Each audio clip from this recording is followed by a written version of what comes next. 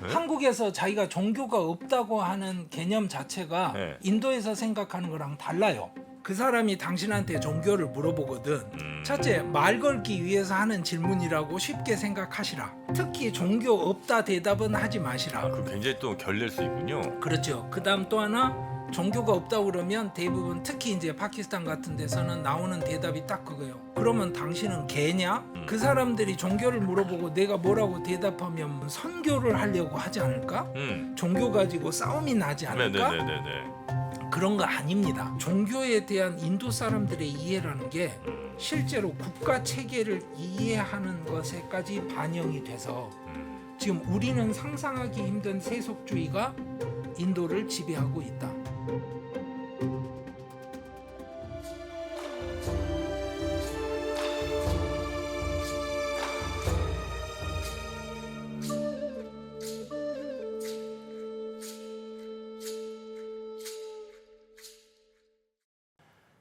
강성훈 교수의 남아시아 인사이드, 아주 흥미로운 이야기들이 빵빵 계속해서 터지고 있는 것 같습니다. 자, 오늘은요, 역시 또 인도 이야기 저희가 계속 시리즈로 좀 전해드리고 있죠. 인도 이야기, 또 다른 테마로 한번 말씀드려보도록 하겠습니다. 오늘도 함께해 주실 강성훈 교수님 어서 오십시오. 예, 안녕하십니까. 네, 반갑습니다. 예. 아유, 뵐 때마다 항상 그 수염이 정말 멋지십니다. 어떻게 예, 이렇게 감사합니다. 염색하신 건 분명 아닌 거죠? 아닙니다. 예. 예, 내추럴입니다. 게을러서. 자, 이 인도 이야기가 지금 거의 뭐 우리 3프로 TV에서도 그리고 유튜브에서도 인도 이야기하면 그냥 교수님 얘기예요. 예. 예, 시리즈로 지금 뭐 여러 분야 인도의 여러 이야기들이 계속해서 나오고 있는데 오늘은 이제 인도의 어떤 얘기를 좀 해주십니까? 오늘은 인도 종교 이야기를 하려고 그러는데요. 네. 사람들이 종교 그러면 이 종교가 몇 프로, 이 종교가 몇 프로 이래서 개별 종교에 관한 이야기라거나 이 네. 종교는 이런 세계관이다 이런 식으로 생각을 하시는데요. 네. 그게 아니고 네. 인도 사람들이 생각하는 종교 개념에 대해서 이야기를 좀 해볼까 해요. 특히 한국 사람들하고 그게 너무 다르다 보니까 네. 오해가 생깁니다. 그래서 한국 사람들이 일상적으로 아. 인도나 남아시아에 갔을 때 종교 이야기의 오해 때문에 아. 그 쓸데없는 뭘까요? 갈등이 걸끄러운 상황을 만들어내는 경우들이 종종 있거든요. 아. 그래서 그 말씀을 좀 드리려고 해요. 그러니까 이제 종교가 뭐다 이거다 저거다 이 얘기가 아니고 종교에 대한 입장 자체가 기본적으로 예. 우리와 인도 분들은 매우 다르군요. 예, 그렇죠. 아. 그렇습니다. 그러니까 예를 들어서 간단하게 이렇게 이제 네네. 설명을 드려볼게요. 예를 들어서 정프로님이 뭐 파키스탄이나 인도에 가서 어떤 사람을 만났는데 네. 처음 만나자마자 촉 앉아서 당신 종교가 뭐예요? 이렇게 물어보면 느낌이 좀 별로 그냥 좋진 않죠. 그렇죠. 싸하죠. 네. 그다음 두 번째는 아니 저 사람은 내가 알기로 힌두교도고 이 사람은 이슬람교도인데 네. 뭐 내가 기독교도다 불교도다 이러면 이 사람들이 무슨 말을 할지 모르겠잖아요. 제 느낌엔. 조금 약간 두려움도 느껴집니다. 그렇죠. 네. 그러니까 있는 대로 나는 뭔데 이렇게 이야기하기가 쉽지가 않잖아요. 여기서부터 벌써 오해인 거예요. 그 말씀을 오늘 드리려고 하는 겁니다. 오해될 부분이 뭐가 있죠? 예, 첫째. 네. 남아시아 사람들이 종교를 생각하는 거는 네. 이거를 이제 옛날 말로 더름하고 지금은 더름이라고 하는데요. 영어의 religion의 번역인데 네. 그냥 한국말에도 자주 쓰니까 다르마라고 부를게요. 그냥. 다르마. 예, 다르마. 우리 많이 쓰잖아요. 달마 대사. 네네네네. 아니면 뭐 불법 할 때 법 이렇게 쓸 때 다르마도 쓰고. 그렇잖아요. 그 다르마가 종교라는 뜻이에요. 네네. 그러니까 무슨 이야기냐면 정프로님한테 당신 종교가 뭐냐 이렇게 묻는 말은 당신 다르마가 뭐냐 그런 말이에요. 그러니까 이제 그 사람들은 네. 이런 겁니다. 두 가지인데요. 첫째, 사회 규범 체계로서 다르마를 이해하기 때문에 제가 정프로님한테 네. 자 정프로님은 채식 좋아하세요, 육식 좋아하세요, 해물 좋아하세요 이렇게 물어보면 저 사람이 먹는 식습관의 패턴을 물어보는 거잖아요. 네. 그런 게 다르마라고 생각하시면 돼요. 그러면 정프로님이 예를 들어서 저는 고향이 바닷가라서 해물 좋아합니다 이러면 그러면 저랑 식사할 때 해물 식당 가시죠 이런 거 할 수 있잖아요. 네네네.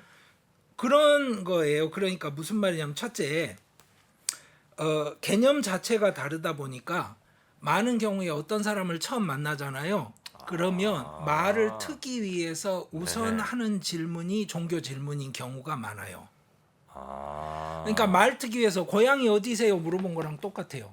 아. 그러면 제가 정프로님한테 고향 어디세요 물어봤는데 정프로님이 저한테 저는 고향 없어요 이렇게 대답하면 어떻게 되겠어요? 이 사람 왜 나한테 왜 이러나 뭐 그렇겠죠. 그러면 어떤 식으로 받아들이게 되냐면 예. 너 따위가 왜 나한테 말을 걸고 아. 그래 이렇게 됩니다. 그렇잖아요. 자, 음. 그러니까 고향이 어디세요 물어보면 대답을 뭐 돌리거나 뭐 말을 할 수는 있지만 고향 없어요 이러면 안 되는 거잖아요. 네네네. 그러니까 종교가 뭐예요 이렇게 물어봤는데 아. 한국 사람들 많은 경우는 또 자기 종교 없다고 네, 생각하거든요. 없는 경우가 많죠. 많죠. 그게. 예. 근데 그것도 이제 정확하게 이야기하자면 아주 복잡합니다. 네? 한국에서 자기가 종교가 없다고 하는 개념 자체가 네. 인도에서 생각하는 거랑 달라요. 그건 세계적으로도 다 차이가 있습니다. 그렇습니까? 편차가. 네네네. 예. 그래서 하여튼 아. 그래서 제가 말씀드리는 건 이런 거예요. 그 사람이 당신한테 종교를 물어보거든. 첫째, 말 걸기 위해서 하는 질문이라고 쉽게 생각하시라. 그래서 특히 종교 없다 대답은 하지 마시라. 그 굉장히 또 결릴 수 있군요. 그렇죠. 그다음 또 하나 종교가 없다 그러면 대부분 특히 이제 파키스탄 같은 데서는 나오는 대답이 딱 그거예요. 그러면 당신은 개냐? 이렇게 하는 거예요. 에? 왜냐하면 종교는 제가 말씀드렸잖아요. 사회적인 규범 체계를 종교라고 하는 거예요. 네네네. 자기가 지키는 규범이 없으면 그게 인간이 어떻게 규범이 없이 살아? 개 아니야? 이렇게 되는 거예요. 그러니까 종교 없어요 이렇게 대답하면 제가 기분이 나쁜데 기분 나쁜데 할 수 있는 대답은 그거잖아요. 그럼 당신 개야? 이렇게 되는 거죠. 그러면 초면부터 벌써 껄끄러워지잖아요. 그러니까 우리는 종교가 그냥 뭔가 내면의 예. 어떤 그 신앙 같은 예. 그런 이제 개념이 예. 굉장히 강한데 예. 여기서는 나의 뭐 외적인 것부터 포함해서 모든 것을 다 라이프 스타일, 그걸 결정하는 라이프 스타일이라고 네, 생각하시면 돼요. 그러니까 네네네. 사적인 세계관이라고 생각합니다. 한국 사람들은. 제가 무슨 종교다라고 얘기를 하면 그럼 너는 이제 저 무슨 고기는 안 먹겠구나. 너는 뭐 계단 올라갈 때 2번 정도 밟고 올라가 이런 생각들이 한다는 거지 그분들은. 그래서 제가 드리는 이 아주 뭐랄까요 실용적인 네. 어드바이스는 이겁니다. 당신 종교가 뭐야 이렇게 물어보면 네. 유교도라고 대답을 하세요. 유교도라고. 맞잖아요. 우리는 네, 우리 네, 그렇잖아요. 부모에게 효도하고 자 보세요. 제사 지내고. 제사지는 그다음 버스하고 지하철 탔을 때 외관으로 구별 안 되지만 노인들 오면 자리 비키는 건 다 공통이잖아요. 그러니까 유교도라고 대답을 하세요. 그러면 그 사람이 그다음에 그렇게 물을 거 아니에요. 그러면 유교는 뭐를 가르쳐? 그러면 부모의 효도하고 나이 든 사람을 존중해라 이런 것도 가르쳐. 그러면 그래. 내 종교에선 이런 걸 가르치는데 너희들은 그렇구나 이렇게 되죠. 또 하나 많은 사람들이 선입견을 갖고 있어요. 그 사람들이 종교를 물어보고 내가 뭐라고 대답하면 뭐 무슨 선교를 하려고 하지 않을까? 종교 가지고 싸움이 나지 않을까? 네네네네. 그런 거 아닙니다. 그래요? 그 사람들은 그 방식으로 사는데 익숙하기 때문에 자기 종교가 있으면 저는 뭐 해물을 좋아하는데 육류를 좋아하실 수 있고 저는 채식주의자인데 뭐 육류를 좋아하실 수 있고 그런 것들에 대한 대답이에요. 그러니까 이거는 사적인 세계관의 문제가 아니라 공개되고 공유되는 게 당연한 라이프 스타일인 거예요. 그게 다르다고 해서 거부감이 있진 않다 이런 아니죠. 말씀이신 거죠? 예. 근데 왜냐면 이제 우리는 예를 들어 어르신하고 맞담배를 피면 예. 저 좀 예의 없는 놈 아닌가 이런 생각 하잖아요. 그렇죠. 그러니까 이제 다른 유교가 아닌 사람이 예. 이제 당연히 그들은 전혀 문제가 안 되는 건데 그렇죠. 혹시 그런 걸 만약에 보게 되면 즉 예. 우리의 행동이 예. 그분들과 좀 다른 뭔가가 있을 때 좀 예. 그걸 기분 나빠하시거나 이러진 않으시나? 그러니까 그 자체가 네. 다르다는 게 있고 맞춰야 되는 대목이 있는 건 맞지만 네네네. 그 종교에 대한 이야기가 100% 세계관하고 상관이 없는 건 아닌데 네네네. 한국 사람들이 생각하는 종교라는 개념은 근대적 세속주의와 그리고 사적인 세계관으로 굉장히 좁습니다. 특히 이겁니다. 절반 정도가 종교가 없다고 한국에서 생각한다고 하는데요. 네네네. 그 절반 중에 대다수는요. 네. 재밌는 게 뭐냐면 유물론자가 아닙니다. 유럽식으로. 유물론자가 아니다. 예, 그러니까 유럽식으로는 네. 유물론이 종교를 가진 사람에 반대된다고 생각하니까 네. 사상사적으로 인간은 물질로 이루어졌고 뭐 초월적인 거 이런 이야기 하지 마. 그거 다 헛소리야. 네. 이 정도 돼야 종교가 없는 사람이고 종교하고 상관없는 사람인데 네네네. 한국에서는 예를 들어서 가끔 여론 조사하다 보면 그래요. 국제적으로도 그래요. 한국보다 미국이나 카나다에서 내세를 믿는 사람 비중이 더 높게 나오는 경우도 있고요. 왜냐하면 설문조사 자체의 편차가 크니까. 네. 한국에서도 천주교도들이 그 내세를 믿는 비중이 불교도보다 더 높게 나오는 경우도 있고 그래요. 그러니까 국내 어떤 종교를 붙잡아서 이야기를 하면 이슈가 다른데 그 말씀을 드리는 게 아니고 네네네. 한국 사람들은 자기가 생각하는 종교를 정하는 기준이 굉장히 독특해요. 세계관이에요. 네네. 그리고 당신 종교가 있어 없어 그러면 네. 그 종교의 행사에 구체적으로 참여하는지 아닌지 특정한 종교 단체에 소속이 돼 있는지 아닌지를 말을 하려고 해요. 네네네. 그런데 인도나 이쪽에서 생각하는 건 뭐냐면 태어날 때부터 종교의 세팅이 있는 거예요. 그러니까 힌두교도는 힌두교도로서 태어나고 네. 카스트가 정해져 있고 그러면 보십시오. 힌두교도로 개종이 될까요? 안 될 것 같은데. 안 되죠. 네. 그런데 최근에 극우 힌두 국수주의가 비등하면서 네. 힌두 개종 운동이 굉장히 강하게 일고 있습니다. 비힌두인들을. 예. 그러니까 모슬렘들이 다시 힌두로 재개종하게 하자 뭐 이런 운동들. 그게 돼요? 예. 그래서 그 지금 정치 집권 집단들은 거기에 굉장히 많은 노력을 쏟아붓습니다. 기독교도들을 대해서도 마찬가지고요. 그래서 제가 이제 말씀드리고 싶은 건 네네네. 이겁니다. 여기 한번 보시면 뭐 신도수 어쩌고 이런 거는 접어두고요. 네. 유교가 종교라고 대답하는 사람 수가 얼마나 줄어들고 있는지 한번 보세요.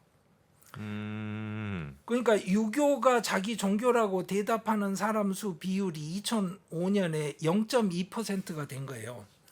그러니까 무슨 이야기냐면 유교는 사회 규범 체계지 종교가 아니라고 생각을 하는 거지 사람들이 유교적인 가치를 다 부정을 하는 상황이 온 게 아니라는 말이에요. 예전에는 유교 대답한 사람이 많았네요. 60년대에 가면 훨씬 많습니다. 난 유교다. 예. 그래요? 예, 그러니까 인도 사람들이 생각하는 종교 개념은 사실은 거의 유교에 가까운 겁니다. 그렇게 보면 우리는 지금 종교를 이야기를 하는 게 아닌 게 되는 거죠. 그래서 이거는 뭐 그러네요. 네. 그래서 제가 이거에 연관시켜서 한 가지를 말씀을 드릴게요. 네. 다르마라고 하는 게 실제로 그러면 가치관 체계라고 하면 라이프 스타일을 정하는 것이라고 하면 다르마에 따라서 옳은 게 있고 그른 게 있는 거 아니냐. 네네네. 그렇죠? 네. 그러면 각 종교가 그걸 정해줄 거 아니냐 이렇게 생각을 하는 거 아닙니까? 네. 이게 이제 그 한국에서 특히 익숙한 흑백 논리인데요. 그렇지 않습니다. 제가 이렇게 말씀드릴게요. 자, 고부 갈등 상황이에요. 네. 그러면 예를 들어서 정프로님께서 네. 아들의 다르마를 따르자면 엄마 편을 들어야죠. 그죠? 근데 남편의 다르마를 따르자면 부인 편을 들어야죠. 그렇죠? 뭐 그렇죠. 그럼 어느 다르마가 맞는 다르마예요? 눈치 잘 봐서 힘센 사람한테. 그러니까 자꾸 그 인도 고전을 읽거나 우리가 어떤 종교에서 가르치는 걸 대할 때 이렇게 흑백 논리적으로 질문을 던지지 마시라고요. 그래서 인도 고전을 제가 강의를 하거나 가르치거나 이럴 때 허걱하고 놀라게 되는 굉장히 큰 것 중에 하나가 이런 겁니다. 여기서는 이걸 맞다고 가르치는 거잖아요. 뭐 네. 이런 거예요. 그러니까 주인공은 정이고 나머지는 다 악당이고 이런 식의 옛날 영화처럼 생각을 하는 거죠. 그림이. 그렇지 않습니다. 네네네.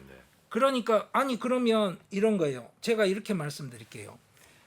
경제를 좋게 만드는 건 다른 말하고 할 수 있겠죠. 여러 종교에.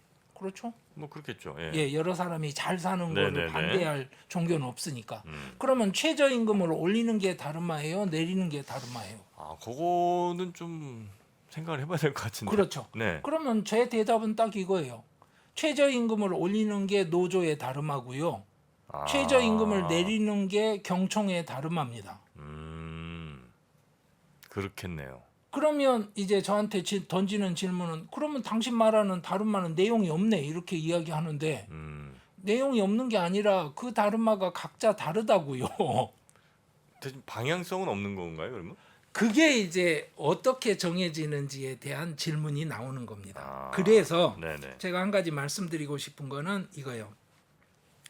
베다가 지금의 힌두교를 만든 출발점을 만드는 이제 종교적인 기록인데요. 기원전 한 뭐 1000년 내지는 그때부터 기원 전후 때까지 계속 만들어지는 텍스트인데 그 텍스트 안에 다름마라는 말이 처음 만들어질 때 네. 복수로 만들어집니다. 다름마라는 형태가 복수로 쓰입니다.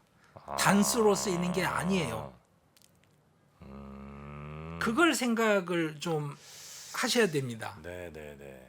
현실에 아니 자꾸 우리가 편안한 그림책을 그리는 게 아니라 현실의 다름마를 생각을 하자면 다름마는 복수인 거죠. 네네네. 정프로님이 생각하시는 다름마가 있고 내 다름마가 있고 그래서 그거를 이제 이야기를 할 때 네. 다름마가 없는 사람은 그러면 어떻게 되나요? 질문이 생기겠죠. 다름마가 없는 사람. 예. 다름마가 없는 사람이 그러니까 우리는 다름마가 없는 사람이 아닌데 네. 내가 파키스탄 사람에게 나는 종교가 없다라고 대답을 해버리면 다름마가 없는 사람이다 이렇게 이야기하는 것처럼 네네네네. 받아들여지는 네네. 거잖아요. 그걸 피하라는 말씀을 드렸고 네. 역사적으로 다름마가 없는 사람들이 있습니다. 그 있어요? 예, 그렇죠. 그게 뭐냐면 외국인이죠. 첫째, 아. 다름마를 안 지키니까. 네네네네. 근데 또 하나는 뭐냐면 원시 부족민이죠. 즉 힌두교나 인도 전통에서 생각하는 문화, 즉 네. 컬처라는 것 안에 들어오지 않는 사람들. 그러니까 우리가 다큐멘터리 영화 같은 데서 보는 네. 브라질 그 아마존 밀림에 사는 그 원시 부족들 같은 사람들, 그 사람들을 인도 헌법에서 스케줄드 트라이브스라고 합니다. 여기 그림에 보이는 건데요. 네. 2011년에 ST들이 어디에 많이 분포하고 있는지 그림을 보여주는 겁니다. 그러니까 그 카스트 이야기는 많이 하시잖아요. 인도에 대해서. 네네. 카스트는 카스트마다 다름마가 정해져 있잖아요. 네. 근데 카스트가 없는 사람, 이 많아요? 그게 불가촉 천민이죠. 아, 카스트가 없으면 아예 그냥 예. 불가촉 천민이에요. 예. 카스트 시스템 안에 못 들어오니까 진짜 천민인 거예요. 그 사람들을 SC라고 그러고요. 네. 그 사람들하고 마찬가지로 보호 대상이 되는 사람들이 ST입니다. ST가 바로 이겁니다. 뭐냐? 아디 바시라고 그러는데 네. 아디 처음부터 아니면 처음에 바시 살던 사람들. 즉 원주민이라는 뜻입니다. 그러니까 이 사람들은 다르마 체계로 보자면 네. 다르마가 없는 사람들이죠. 약간 좀 예. 낮춰보는 거죠? 그렇죠. 그러니까 다르마가 없으니까 어떻게 되겠어요? 저 사람들에 대한 존중이 없죠. 그러니까 역사상 저 사람들을 엄청나게 탄압을 했고 못 살게 굴었겠죠. 지금도 그 상황이 반복되고 있고요.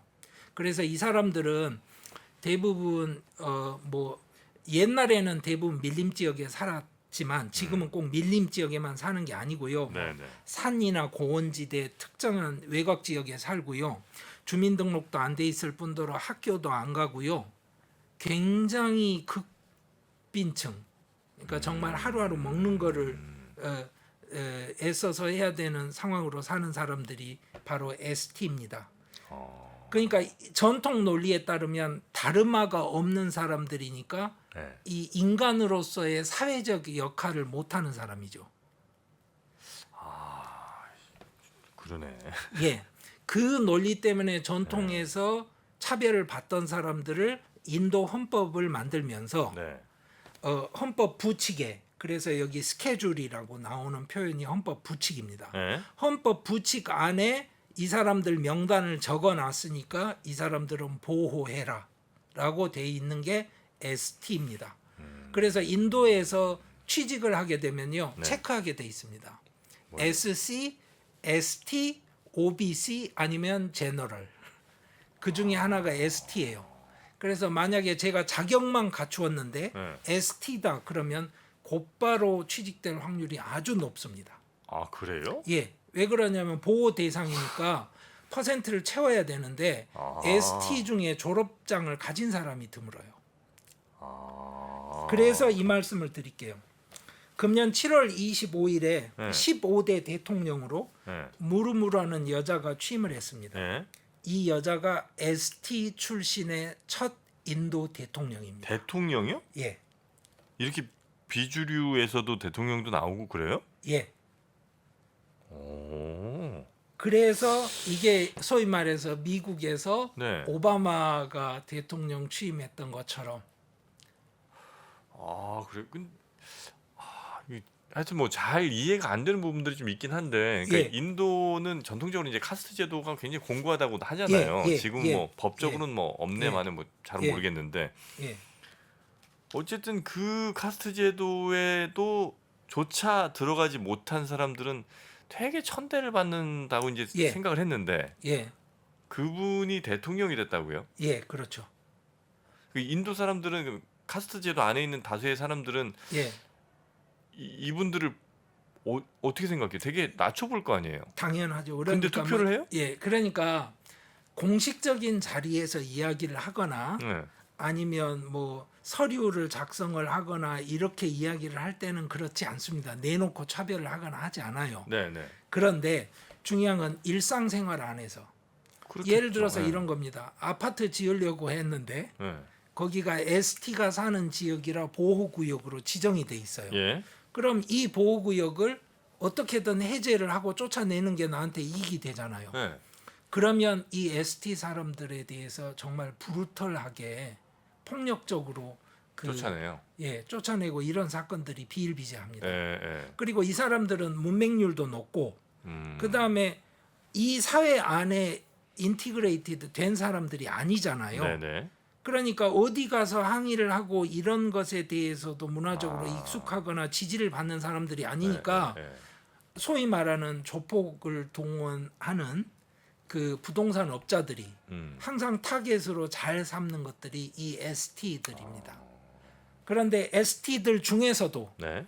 이제 자기 자식들을 학교에 보내는 부모들이 있고 그 학교에 간 딸 중에 공무원 자격을 얻어서 공직을 하다가 네. 정치에 입문을 해서 굉장히 높은 자리까지 간 건 아니지만 네. 소수민족 지역들에 있는 그 지역에서는 정치인으로서 이제 당선을 해서 국회의원 자격을 갖고 있던 정치 커리어를 가진 여자가 이번에 드디어 BJP에서 그러니까 BJP가 힌두 국수주의를 네, 네, 주장을 네, 네. 하는 정당이니까 네, 네. 자기들 나름대로 뭐냐면 이슬람에 대한 적대감은 강하지만 인도 안에서 우리는 이만큼 포용적이다라는 것을 과시해야 될 필요가 있잖아요. 그리고 특히 힌두교가 네. 이렇게 포용적이고 발전해 간다는 모습을 보여주고 싶었던 거예요. 그래서 BJP에서 그 공천을 하고 지원한 후보가 대통령 후보가 이 무르무였습니다. 아, 그래요. 참 신기하긴 신기하네요. 네. 예, 자, 그래서 ST 출신의 대통령까지 나왔고, 예, 그래도 이 다르마들 사이에서 뭐 우열 같은 것도 있고 당연히 그런 거는 있는 거죠. 예. 아이가. 여기에 네. 이제 문제가 있죠. 네. 그러니까 당연히 선생님 생각하시기에는 이럴 거 아니에요.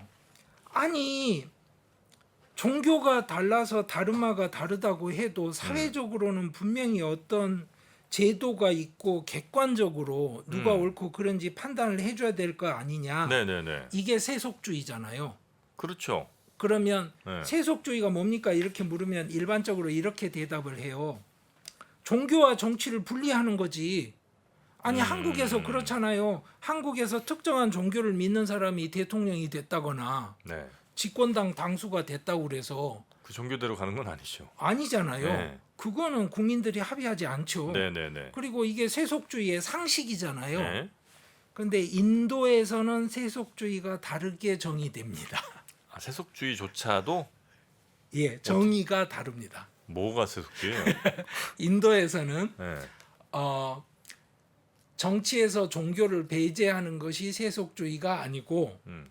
국가 권력이 네. 모든 종교를 차별 없이 다 지원하는 것을 세속주의라 한다. 이렇게 그 합의가 이루어져 갑니다. 아니, 모든 종교를 다 지원하라고요? 예. 모든 종교를 차별 없이. 정말 이해하기 어려운 일들이 너무 많이 일어납니다. 인도. 예. 첫째, 네. 재헌 의회에는 말씀을 드렸잖아요. 47년에 네. 이제 딱 독립하자마자 네. 헌법 만들려고 엄청나게 싸웠는데 네. 그때 헌법 만들 때는요. 재밌는 게 뭐였냐면 세속주의라는 말이 헌법에 안 들어가 있었어요. 왜 그러냐면 그때 근대화론자들은 네. 세속주의가 상식이었던 거예요. 인도가 세속주의로 안 가면 도대체 이 나라가 어떻게 굴러가요? 그러니까 그 세속주의는 제가 알고 있는 세속주의 그렇죠. 아니 아, 그렇죠. 맞습니까? 그게 네네. 섞인 세속주의죠. 아, 네네네. 그러니까 정프로님 이해하시는 그 유럽식 세속주의와 네네. 인도식 세속주의가 이상하게 섞여 있는 거예요. 아, 그 47년 때는 예. 네. 그런데 47년 그때는 이 유럽식 세속주의를 생각하는 사람들이 완전히 정권을 잡고 있었죠. 내루가 권위가 있었으니까. 네. 그런데 뭔가 바뀌어 가면서 처음으로 헌법에 세속주의 국가다라고 규정이 들어간 게 76년이에요. 76년에 42차 개헌 때 인도라는 국가가 세속주의 국가라고 정의가 됩니다. 그런데 중요한 건 이거예요. 네. 헌법에 세속주의 국가라고 해놨는데 그 세속주의는 무슨 뜻입니까? 네. 그러니까 인도식 뜻이에요? 아니면 정프로님 말씀하신 상식적인 세속주의예요? 네네네네. 물으면 그 결론은 94년에 납니다. 76년에 단어는 들어갔는데 예. 한 20년 지나서 예. 결론이 난다고요? 예. 그 94년 결론은 누가 내냐면 네. 그 전부터 이야기가 다 있었어요. 사회적으로 다 이야기가 있었는데 공식적으로 결론을 낸 거는 네. 대법원 판례입니다. 아. 대법원에서 사실은 뭐냐면 다른 사건인데요. 그 본마이라는 사람이 네? 그 인도 정부를 상대로 해서 제기한 사건이었고 전 주지사였어요. 자격을 네네. 상실한 주지사. 음. 그래서 주지사 자격을 유지할 수 있냐 없냐에 대한 재판이었는데 대법원 판례는 어떤 부분이 들어가냐면 네. 첫째, 주지사 해임 과정과 무관하게 어떤 주 정부가 세속주의를 따르지 않는 행위를 했다면 주지사는 해임되는 게 맞다. 그게 우리 헌법 정신에 일치한다. 네. 우리 헌법에는 세속주의 국가라고 돼 있으니까.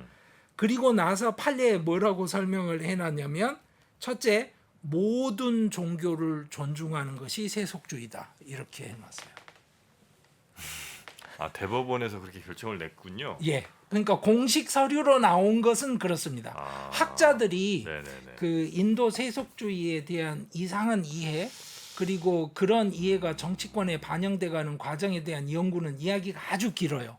근데 딱 잘라서 네네. 당신이 공식적으로 그렇게 제시할 수 있는 그 서류가 뭐가 있어? 그러면 그거는 뭐냐면 94년 대법원 판례입니다.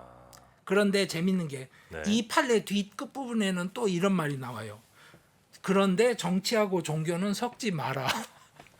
무슨 소리야? 아, 인도는 너무 힘들어요, 진짜. 예. 그래서 제가 말씀드리려는 게 그거였습니다.